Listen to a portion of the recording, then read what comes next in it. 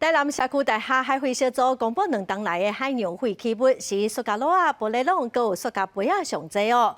台南南区的市区生最近一档对国外来的废弃物嘛增加不少。台南市的环保局就表示讲，会来进行粪扫的减量，嘛会加强回收的机制。 海风关系时，这阵小学生伫咧台南黄金海花捡粪扫，废弃物的种类各项有。这阵囡仔真有耐心咧净滩，嘛更较了解到环境保育的重要性。我不知道那是什么塑胶的，好像是从一个地方剥落下来的塑胶块，然后小朋友实地来操作。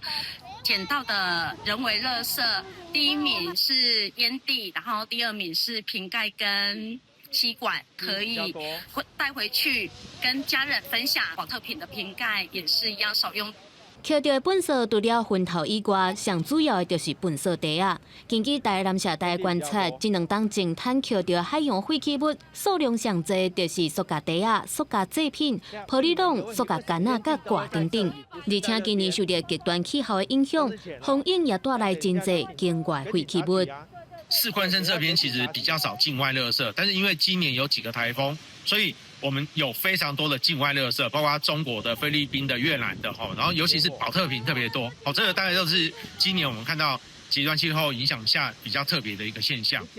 那环保局会进行空拍，将各个海岸线漂流物的现况向各单位进行说明，那由各单位来进行清理。 针对海岸的粪扫，台南市环保局强调，市府每个月拢会检讨一届，各权责单位拢会定期去清理，嘛有不少民间团体会来协助净滩。